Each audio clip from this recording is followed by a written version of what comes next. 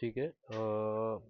डिबेंचरचं ह्याच्या आधीचे लेक्चर झालेलं. त्याच्यामध्ये थेअरी जी होती ती सगळी कव्हर झाली होती डिबेंचरच्या लेक्चरमध्ये, राईट. आजच्या लेक्चरमध्ये इश्यू ऑफ डिबेंचरचं प्रॅक्टिकल बघूया.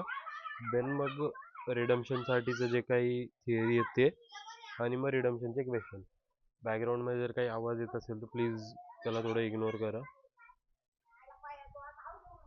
मे बी त्याच्यामुळे थोडं डिस्टर्बन्स होऊ शकतं. क्वेश्चन नंबर 45 बुकमधला, जो डिबेंचरसाठीचा फर्स्ट क्वेश्चन आहे इश्यूसाठी. P limited issue 50,000 8% debenture 8% rate of interest of ₹100 each. 50,000 debenture issue केलेत, ₹100 एक ॲट अ प्रीमियम ऑफ 20. म्हणजे इशू प्राईस किती झाली? 120. ₹100 फेस व्हॅल्यू प्लस ₹20 प्रीमियम.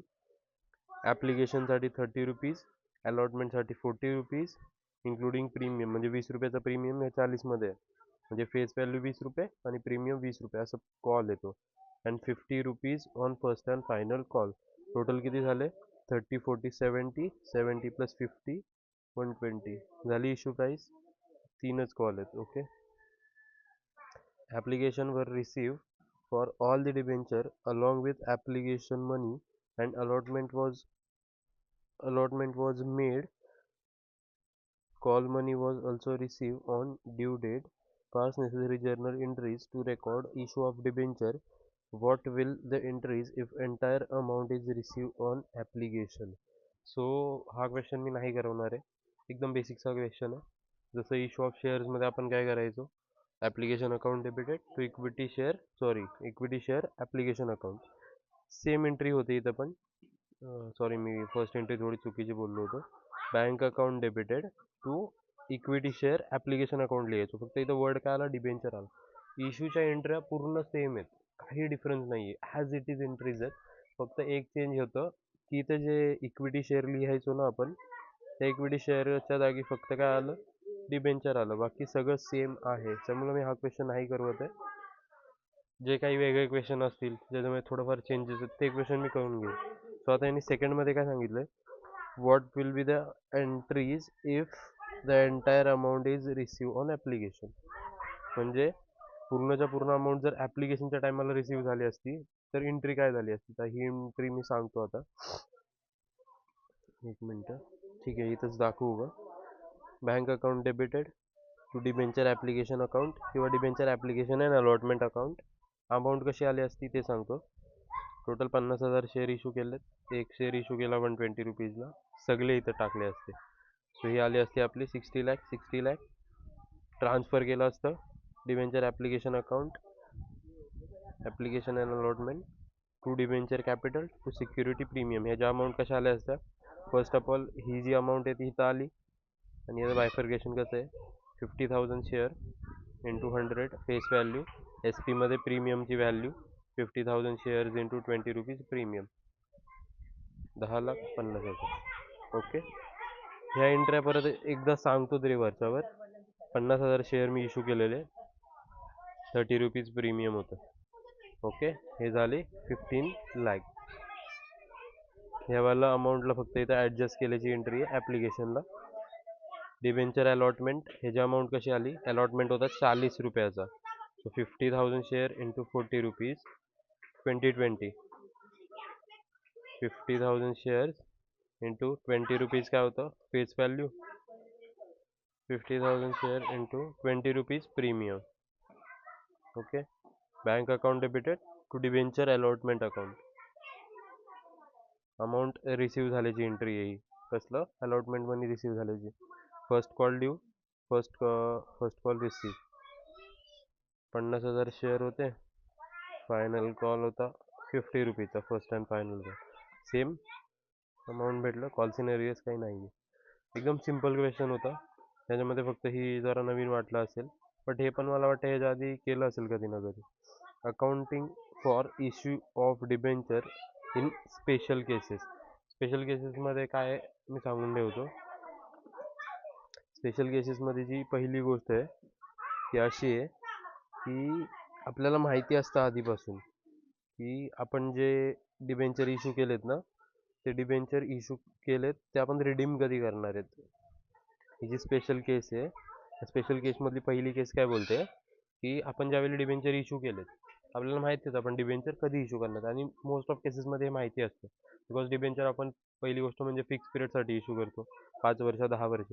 जर आपल्याला असं माहिती आहे 5 वर्ष 10 वर्ष आणि आपण प्रीमियमवर रिडीम करणार आहेत हे आपल्याला आधीपासून माहिती आहे, म्हणजे फॉर एक्झाम्पल देतो एक. फॉर एक्झाम्पल काय मध्येच येतं रे, ब्लँक पेज मला ऍड नाही करता येत, काहीतरी इश्यू होतोय.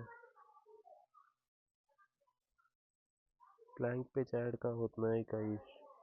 ठीक आहे, फॉर एक्झाम्पल मी काय बोलत होतो, स्पेशल केस जे त्यांनी सांगितलंय ना, स्पेशल वगैरे काही नाही आहे, नॉर्मलच आहे स्पेशल केस. त्यातली जी पहिली केस आहे ती काय बोलते की वेन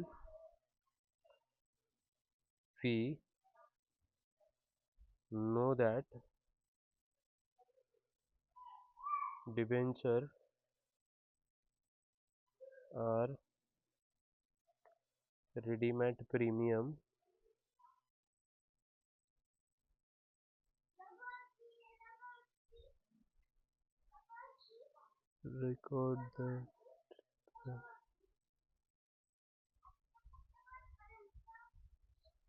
record that loss. म्हणजे काय, एक एक्झाम्पल देतो. फॉर एक्झाम्पल 100 रुपीजचा डिबेंचर आहे, 5 इयर्सनी काय होणार आहे, रिडीम होणार आहे.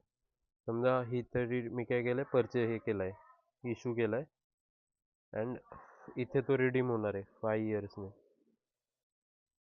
तो लॉ काय बोलतो की आपल्याला माहिती आहे की आपण प्रीमियमवर रिडीम करणार आहे, म्हणजे 100 रुपयाचा शेअर मी त्यांना 120 रुपीज देणार आहे, आधीपासून माहिती आहे. जनरली हे 120 रुपीज जे आहेत ना, की मी त्यांना 120 रुपीजला देईल, हे काही काही केसेसमध्ये माहीत नसतं. एवढं माहिती असतं की 5 वर्षांनी रिडीम होणार आहे, इथं फिक्स पिरियड असतं. बट जर आपल्याला माहिती आहे की आपण प्रीमियमवर रिडम्शन करणार आहेत, किती रुपये प्रीमियम ते पण माहिती आहे की 120 रुपीज प्रीमियम आहे, प्रीमियमवर करणार आहेत. आपल्यासाठी 20 रुपये जे एक्स्ट्रा पे केले ते काय झालं, लॉस झालं ना. सो हे लॉस काय बोलते कंपनी, बुक करू शकता कधी, ज्यावेळी तुम्ही शेअर इश्यू करता तेव्हा. आता हे थोडंसं समजलं नसेल तर जर्नल एंट्रीमधून समजून जाईल. एक मिनटं, मी पेज नंबर नव्हता बघितला, ते आलं. ओके,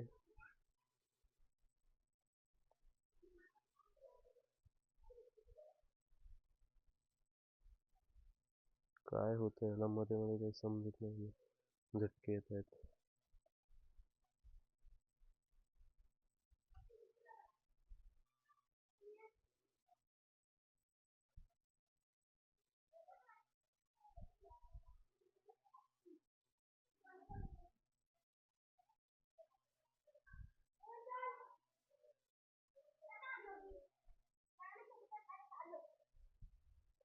ठीक आहे, क्वेश्चन बघूया आपण डायरेक्ट.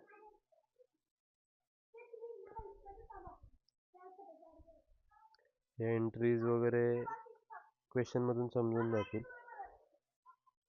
ठीक आहे, आपण क्वेश्चनच बघूया. क्वेश्चनमध्ये मी एंट्रीज वगैरे सगळं सांगून देईल. इलिस्ट्रेशन नंबर 46 काय बोलतोय की इश्यू केलेत 1 लाख डिबेंचर 100 रुपीजला, एक डिबेंचर.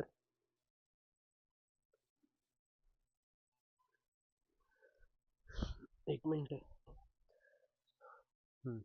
सो 12% डिबेंचर काय केलेत, 1 lakh rupees, sorry 12% 1 lakh debenture of rupees 100 is issue at par and redeem at पार. आता ह्याची एंट्री कशी होईल, issue at par and redeem at पारची. 100 रुपीजचा debenture आहे, तर ह्याची एंट्री आन्सर सांगतोय. मी जर डिबेंचर इश्यू केलं, बँकमध्ये पैसे येतात, बँक अकाउंट डेबिटेड, बरोबर, पैसे आले, मी पैसे कुठे ट्रान्सफर करतो, to debenture capital. Shortcut entry मारली, आठवतंय सांगितलं होतं रिडम्शनमध्ये पण डायरेक्ट एंट्री आपण एक मारू शकतो, ती वाली एंट्री मारली मी. किंवा जर सेपरेट एंट्री मारायची दोघांची तर सेपरेट एंट्री पण मारू शकतो, बट मी ते कंबाईन एंट्री मारली. एंट्री काय झाली, bank account debited to debenture capital account. Amount कशा येतील? 1,00,000 डिबेंचर इंटू 100. सो अमाऊंट किती येईल इथे? 1,00,000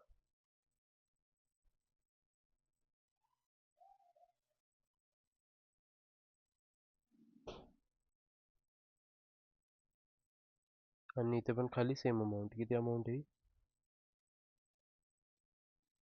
1 करोड. आता इथे चेंजेस काहीच नाही झालं. इथे वाटलं असेल की नॉर्मल एंट्री आहे. रिझन काय होतं? रिडीम कितीला झालेलं? पारमध्ये. म्हणजे मी 100 रुपयाला घेतला, 100ला रिडीम केला, काही लॉस नाही झाला. ॲट डिस्काउंट काय केलंय मी? इश्यू केलंय आणि रिडीम ॲट पार केलंय. सेकंड एंट्री कशी होईल? बँक अकाउंट डेबिट,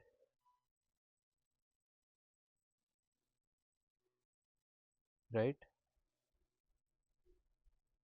त्यानंतर डिस्काउंटमध्ये मी काय केलं? इश्यू केलंय. डिस्काउंटमध्ये इश्यू केलं म्हणजे 100 रुपयाची गोष्ट मी 90 रुपयाला दिली, तर माझा 10 रुपये लॉस झाला. लॉस दिसतो डेबिट साईडला. त्याला यायचं डिस्काउंट नाही, loss on discount of issue of debenture account debited. आता रिडीम तर पारभर केले, म्हणजे रिडीम करताना मला काही लॉसच नाही झाला. ओके, सो इथे अजून कुठला लॉस नाही दिसणार. To debenture capital account. Amount कशा येतील? 1,00,000 डिबेंचर 100 रुपयाला होता.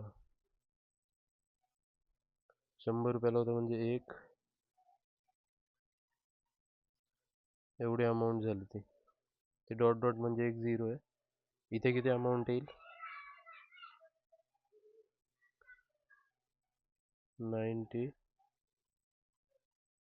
लॅक्स आणि 10 लाख रुपीजचा लॉस झाला. आय होप अमाऊंट समजल्या असतील कशा काढल्या.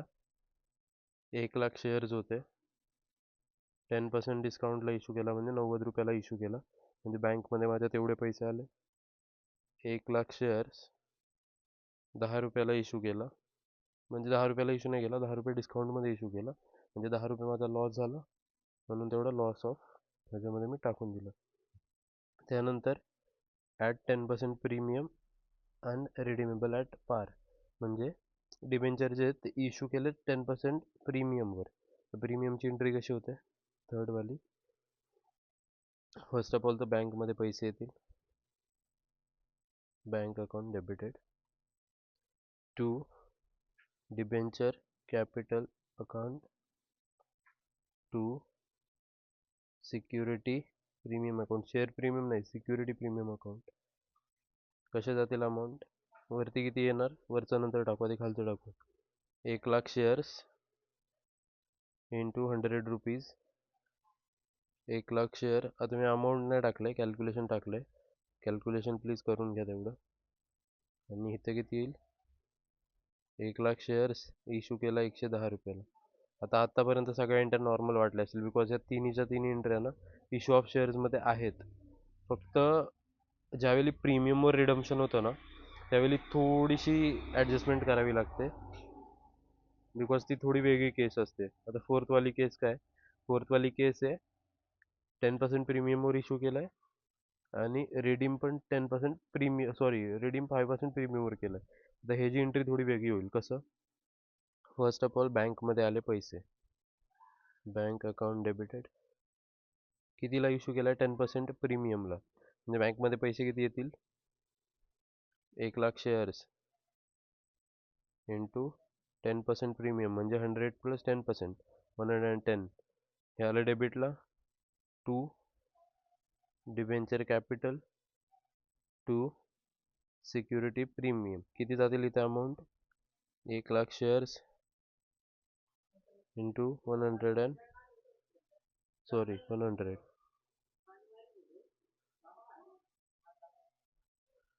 10. ओके.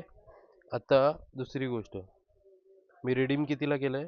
5% प्रीमियमवर, म्हणजे 5 रुपये माझा काय झाला? लॉस झाला. 100 रुपयाचा शेअर होता, मी त्याला 105 रुपये पे करणार, 5% प्रीमियम.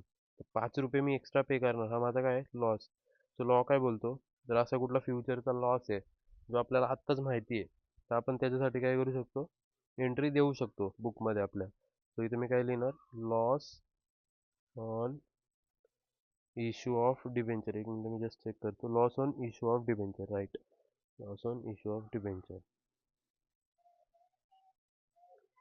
इश्यू ऑफ डिबेंचर किती येईल हा लॉस? 1,00,000 शेअर्स इंटू 5 रुपये लॉस झाला. ओके.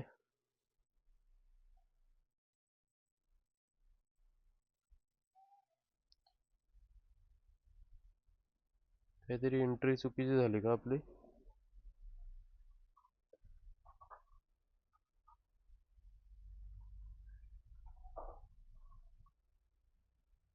नाही, एंट्री तर बरोबर आहे. एक मिनिट. येस, आपलं डेबिट रेट मॅच नाही होते. सॉरी सॉरी सॉरी, थोडंसं टाकायचं राहिलं फक्त. टू मिनिटे, premium on redemption account. To premium on redemption account. Redemption account. आता हे काय सांगतो, एक मिनिट. इंटू 5. जर डेबिटची टोटल बघितली ना, तर डेबिटची टोटल किती होते? 1,01,000 टू 1,10,000 किती होईल तेवढी, बरोबर. म्हणजे ती ह्या दोघांची टोटल आहे. आणि ही साईड डेबिटला जास्त आहे 5 रुपयांनी. सो आपल्याला जर्नल एंट्रीचा रूल काय बोलतो, जेवढं डेबिटला आहे तेवढं क्रेडिटला पाहिजे. तो क्रेडिटला हे 5 आले. आता एंट्री ॲक्च्युअलमध्ये बॅलन्स झाली. त्याचं रिझन सांगतो, की हा जो आहे तुम्हाला लॉस तर झाला, बरोबर. बट हा लॉस कशामुळे झाला? रिडम्पशनमुळं, प्रीमियम ऑन रिडम्पशन. हा मी काय करतो, लायबिलिटी साईडला एक अकाउंट बनवतो. लायबिलिटी साईडला एक अकाउंट बनवतो आणि त्याच्यात ही अमाऊंट टाकून ठेवतो, की एवढे पैसे मला फ्युचरमध्ये द्यायला लागणार आहेत. म्हणजे माझी काय ती लायबिलिटी, म्हणून ही अकाउंट मी काय केलं, बनवून ठेवलं. थोडी समजली असेल आय होप. एंट्री थोडी वेगळी एंट्री आहे. बँक अकाउंट डेबिट का केलं? बँकेमध्ये पैसे आले. किती पैसे आले? 110 रुपये. कसे 110? 100 रुपये शेअरची प्राईस, 10 रुपीज प्रीमियम होता. To to debenture capital, to security premium. हे तर नॉर्मल आहे. फक्त नवीन काय ॲड झालं, मी प्रीमियम जे करणार आहे ते प्रीमियमवर करणार आहे. सॉरी, मी जे रिडम्पशन करणार आहे ते प्रीमियमवर करणार आहे. किती रुपये प्रीमियमवर? 5 रुपये. सो 5 रुपये मी जास्त देणार, हे माझं लॉस आहे. लॉस कुठे दिसतं? लॉस दिसतं डेबिट साईडला. सो डेबिट साईड म्हणजे ही वरचीवाली साईड. सो मला त्या लॉसला काय करायला लागेल, दाखवायला लागेल. बिकॉज रूल काय बोलतो, फ्युचरचा एखादा लॉस आहे तर त्याच्यासाठी तुम्ही आता एंट्री करू शकता. तुम्ही इथे दाखवून दिलं की मला एवढा एवढा लॉस झाला. आता इथं डेबिट तर केलं. प्रत्येक जर्नल एंट्रीला दोन साईड असतात, एक डेबिट आणि क्रेडिट. सो ह्या डेबिटसाठी याला क्रेडिट पण केलं मी. जर डेबिट केलं तर त्याला क्रेडिट करावंच लागणार.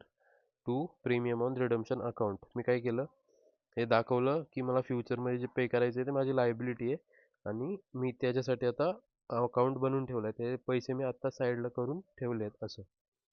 आय होप समजलं असेल काय बोललो ते. एक मिनटं, थोडं बघायचं आहे, थोडं वेगळं होत आहे.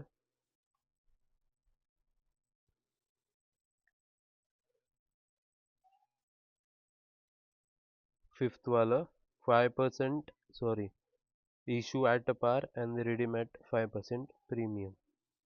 एक मिनटं मला एक क्लिअर करू दे.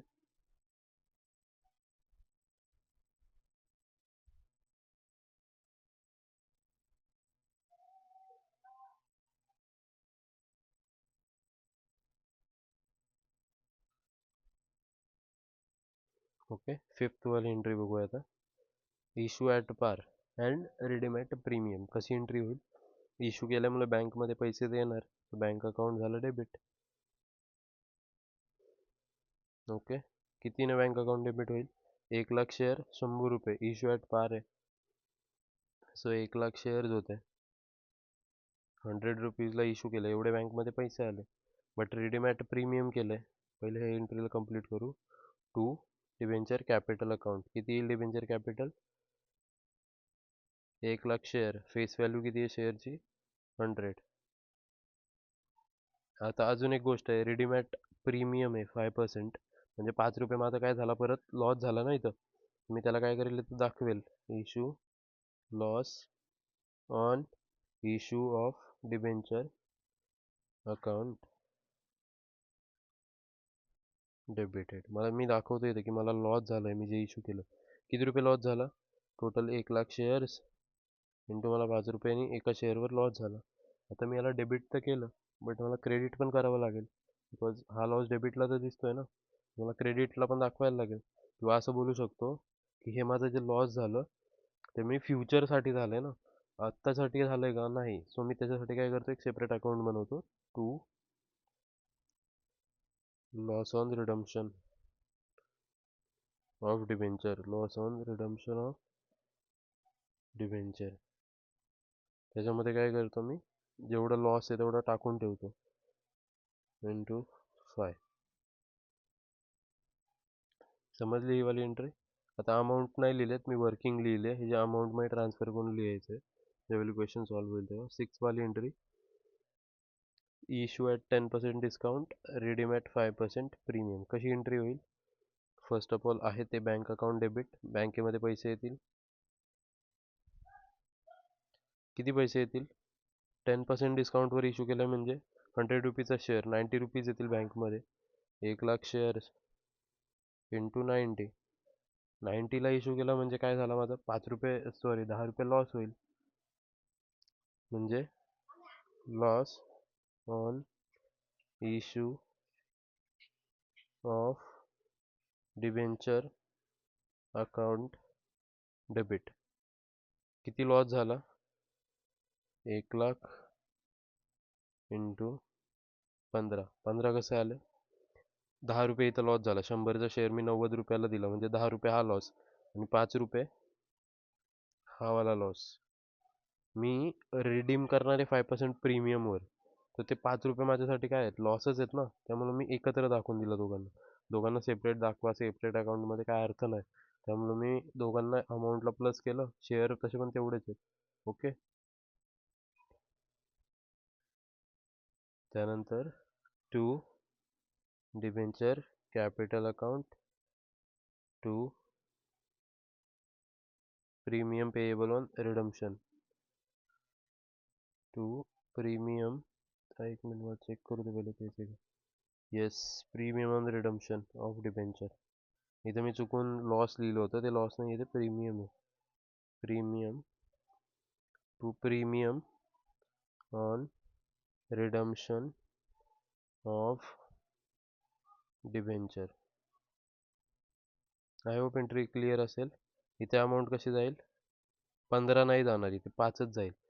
प्रीमियम किती आहे रिडम्पशनवरचं, तेवढंच जाईल इथे फक्त. किती आहे? 5 रुपये. 1,00,000 शेअर्स आहेत इंटू 5 रुपयाचं प्रीमियम आहे, असे टोटल 5 रुपये जातील. हा लॉस जो आहे तो इथे गेला, इथे किती येईल? 1,00,000, 1,00,000 इंटू 10 रुपये. यातले 10 रुपये इथं आले ऑलरेडी, सॉरी 10 रुपये नाही, हे 100 रुपीज आहे. म्हणजे हे 90 प्लस इथले 10 इथे आले, पण हे 5 रुपये राहिले होते. सो आपण त्याला ह्या अकाउंटमध्ये दाखवून दिलं, डेबिट क्रेडिट मॅच झालं.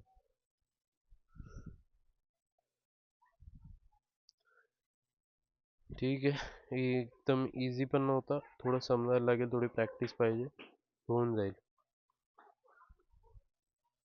Issue of debenture for consideration other than cash, question number 47. ठीक आहे, हे सगळं 2 टाईप जे राहतील ना, ते 2 मी नेक्स्ट लेक्चरमध्ये कवर करेल. आयपॅड थोडा जास्त हीट झाला आहे, त्यामुळे मध्ये मध्ये लॅग करतोय, टच वगैरे हे होतं. थोडा त्याला ब्रेक देऊन नंतर मी चालू करतो लेक्चर परत. तेवढ्यापर्यंत एवढे 2 लेक्चर बघून घ्या, शिकून घ्या.